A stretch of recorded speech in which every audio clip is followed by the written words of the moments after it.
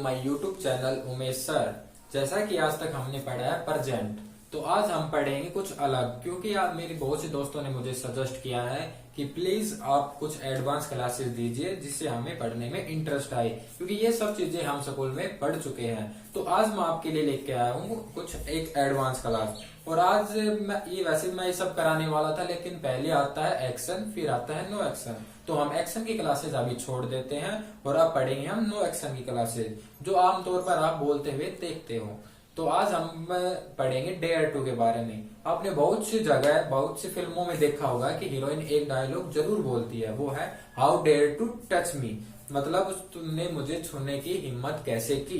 तो आज हम पढ़ेंगे डेयर टू। तो आज हम पढ़ेंगे डेयर टू, लेकिन डेयर टू से पहले मैं आपको कुछ बताता हूँ कॉम्प्लीमेंट्री। तो कॉम्प्लीमेंट्री में आज जैसे कि आप बोल रहे हो या फिर मैं बोल रहा हूँ, आपको पढ़ा रहा हूँ, तो बीच में अगर कोई स्टूडेंट बोल जाता है, वो पढ़ाने में बार बार परेशान कर रहा है, तो हम उसको क्या बोल सकते हैं कि मुझे बीच में मत काटो या बीच में मत बोलो। तो ये बात बोलने के लिए हम क्या बोलेंगे, डोंट कट मी शॉर्ट, मतलब मुझे बीच में मत काटो, या मतलब बीच में मत बोलो, बीच में मत बोलो। बहुत सी जगह होता है, कुछ बच्चे होते हैं वो बड़ों के बीच में बोलते हैं, तो बड़े उनको कहते हैं डोंट कट मी शॉर्ट, या फिर डोंट इंटरप्ट, मतलब बीच में मत बोलो। तो ये सब बातें बोलने के लिए हम इन दो सेंटेंस का यूज कर सकते हैं। तो इसी प्रकार हम एक और बात मैं आपको कॉम्प्लीमेंट्री सेंटेंस बताता हूँ। जैसे कि अगर कहीं दो बंदों के बीच में लड़ाई हो जाती है, तो एक बंदा कहता है कि मैंने तो कुछ नहीं किया, तो हम वहां पे क्या बोलते हैं, एक हाथ से ताड़ी नहीं बजती। तो हम उस बात को क्या बोलेंगे, उस बात को बोलने के लिए हम सेंटेंस का यूज करेंगे there is no smoke without fire, मतलब बिना कुछ किए ये काम हो नहीं सकता, मतलब एक हाथ से ताली नहीं बजती। तो ये दो आपके लिए कॉम्प्लीमेंट्री सेंटेंस थे। प्लीज इनको रोज अपनी नोटबुक में नोट करें ताकि ये आपको हेल्पफुल रहे। तो चलिए अब हम स्टार्ट करते हैं। तो उस बात को बोलने के लिए हम कैसे बोलेंगे, शैल वी स्टार्ट नाउ। तो आपको क्या कहना पड़ेगा, बाय ऑल मीन्स। तो डू यू डेयर टू, यहाँ पे आप पढ़ रहे हैं डू यू डेयर टू, ये क्या है, फॉर्मूला। तो मैंने हर टेंस में आपको एक फॉर्मूला दिया है, तो डेयर टू के लिए भी सेम फॉर्मूला है, डू यू डेयर टू। ये तो आपका क्या हो गया, स्पेशल वर्ड हो गया, और यहाँ पे क्या आएगी, नो एक्शन। क्योंकि अभी मैंने आपको बताया कि आज हम पढ़ेंगे नो एक्शन। एक्शन की क्लासेस अलग होती है और नो एक्शन की अलग। तो हम आज से हम पढ़ रहे हैं नो एक्शन की क्लास। तो अगर यहाँ पे टू के बाद अगर कोई फॉर्म आती भी है, वर्ब की फॉर्म आती भी है, तो हमेशा प्रीपोजिशन के बाद क्या आता है, वर्ब की first form.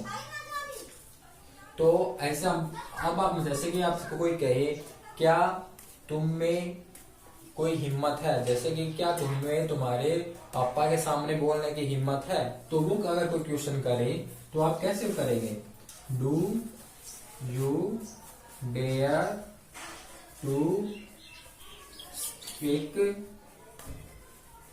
In front of your father, क्या तुम में तुम्हारे पापा के सामने बोलने की हिम्मत है।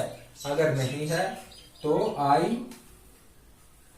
Don't dare to speak in front of my father, क्या तुम में तुम्हारे पापा को जवाब देने की हिम्मत है। और मुझे अगर नहीं है तो I don't dare to give answer to my father. तो अगर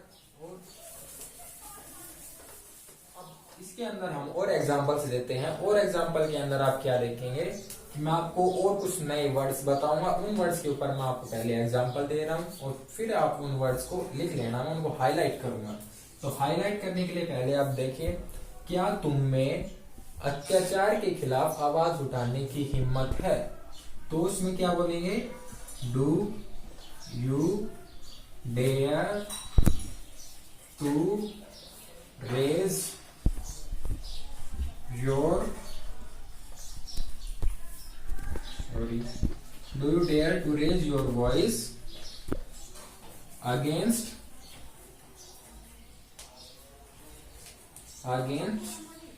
atrocities?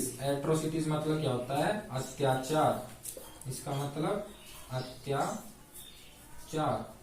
और रेज योर वॉइस मतलब आवाज उठाना। क्या तुम्हें अत्याचार के खिलाफ आवाज उठाने की हिम्मत है? तो अगर आपके अंदर हिम्मत है तो क्या बोलेंगे? I dare to raise my voice against atrocities. और सेम और एग्जांपल देता हूं मैं। क्या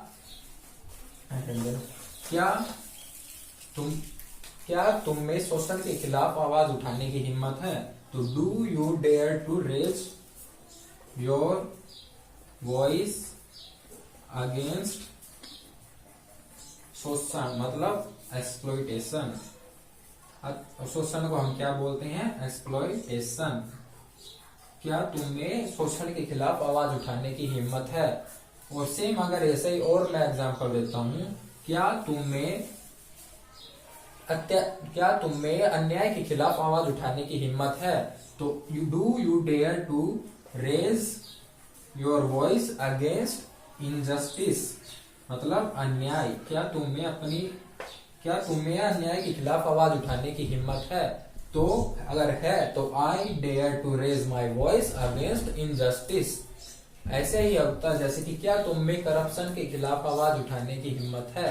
तो do you dare to raise your voice against corruption. अगर कहें कि मुझ में हिम्मत नहीं है तो I don't dare to raise my voice against corruption. ऐसे बहुत सारे सेंटेंस हैं। अब आपने बहुत सारी हिम्मत दिखा दी, आपके अंदर सब हिम्मत थी। आपने एक्सप्लॉइटेशन शोषण के खिलाफ आवाज उठाई, अत्याचार, इनजस्टिस, करप्शन। अब देखते हैं आप में कितनी हिम्मत है। अगर है तो प्लीज कमेंट बॉक्स में बताना। अब जो मैं आपको सेंटेंस देने वाला हूं। क्या तुम में नंगे तार को छूने की हिम्मत है? तो आप उसको क्या पूछेंगे? Do you dare to do you dare to touch naked wire मतलब नेक्ड वायर मतलब क्या होता है? नंगा तार। क्या तुम्हें नंगा तार छूने की हिम्मत है? अगर है तो प्लीज आप कमेंट बॉक्स में कमेंट जरूर करना। लेकिन हम में तो नहीं है भाई। I don't dare to touch naked wire. अगर और मैं आपको एग्जांपल देता हूं। Do you dare to watch horror movie at 12 AM alone. क्या तुम में रात को 12 बजे अकेले हॉरर मूवी देखने की हिम्मत है? अगर है तो प्लीज कमेंट करना। अगर नहीं है भाई, हम में तो नहीं है, तो हम क्या कहेंगे? I don't dare to watch horror movie at 12 AM alone. मुझ में अकेले देखने की, रात को 12 बजे अकेले हॉरर मूवी देखने की हिम्मत नहीं है। और आपको मैं सेंटेंस देता हूं। चलो यहाँ तक तो मैं सोचता हूँ हॉरर मूवी तो बहुत सारे लोग अकेले देख सकते हैं। लेकिन और मैं अब देखते हैं, अगर ये किसी ने हाँ भर दी तो भाई वो आप सच्चा मर्द। Do you dare to go to crematorium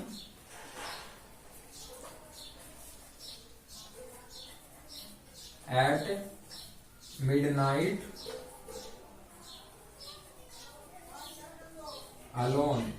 क्या तुम्हें आधी रात को शमशान घाट में जाने की हिम्मत है?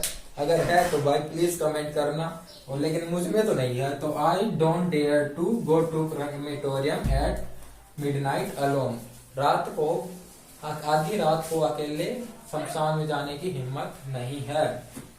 जो ये सब एग्जाम्पल्स हैं और नए एग्जाम्पल्स आप देख। मैं आपको कहूँ, क्या तुम में अकेले रात को 12 बजे कब्रिस्तान में जाने की हिम्मत है, तो आप उसको कैसे कहेंगे? Do you dare to go to graveyard? Graveyard मतलब होता है कब्रिस्तान। एट 12 AM अलोन, क्या तुम में रात को 12 बजे अकेले कब्रिस्तान में जाने की हिम्मत है? तो भाई अपने में तो नहीं है, तो अपन बोल देंगे I don't dare to go to graveyard at 12 AM alone.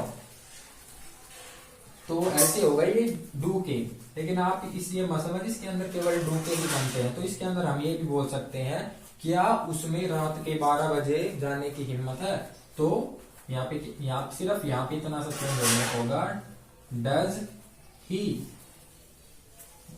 अगर जैसा कि आपको पता हम आई और वी और दे इनके साथ हम यूज करते हैं डू का, और बाकी ही सी इट के साथ हम यूज करते हैं डज का। तो इनके साथ आप डज का यूज कीजिए और बाकी साथ डू का। तो सेम क्लास सेम पोर्शन ऐसा है, प्लीज आप इनका याद रखिए और मैं आपको ये सब लिख के देने वाला हूँ और आप प्लीज नोट हेल्प में। तो अब तक हमने पढ़ा डेयर टू। तो अब मैं आपको कुछ एक्शंस देता हूँ, तो आप प्लीज इनको अपनी नोटबुक के अंदर लिख लेना। तो आप सबसे पहले मैं आपको बताता हूँ रेज वॉइस। रेज वॉइस का मतलब होता है आवाज उठाना। रेज वॉइस मतलब आवाज उठाना। और नेक्ड वायर का मतलब होता है नंगा तार। और करप्शन का मतलब होता है भ्रष्टाचार। और एट्रोसिटीज मतलब होता है अत्याचार। और एक्सप्लॉयटेशन मतलब होता है शोषण। शोषण क्या? बच्चों का शोषण होता है, जैसे 14 साल से नीचे बच्चों को अगर काम करवाते तो उनका क्या होता है? शोषण। इनजस्टिस मतलब अन्याय। और सोशल इविल मतलब सामाजिक बुराई। सोशल इविल मतलब सामाजिक बुराई। और ये क्या? ग्रेवयार्ड मतलब होता है कब्रिस्तान। और क्रेमेटोरियम मतलब होता है शमशान। क्वार्ड मतलब होता है डरपोक। और इसका मतलब ये होता है जो बहुत ज्यादा डरपोक होता है उसे बोलते हैं डरपोक, टिमिड या फिर कायर। और ये होता है चिकन हार्टेड, ये भी क्या होता है? डरपोक। ये सब इसके सिनोनिम्स हैं। क्या होगा? चिकन हार्टेड मतलब चूजा हार्ट, जो बहुत ज्यादा चूजे जैसा दिल होता है जिसका बहुत ज्यादा डरता है उसे बोलते हैं चिकन हार्टेड। टिमिड मतलब छोटा, बहुत ही छोटे मतलब बहुत डरा हुआ। और कोवार्ड मतलब कायर या डरपोक। तो आज के लिए बस इतना ही। I hope you all will like this video and please share this video to everyone, your friends and relatives, and please subscribe my channel.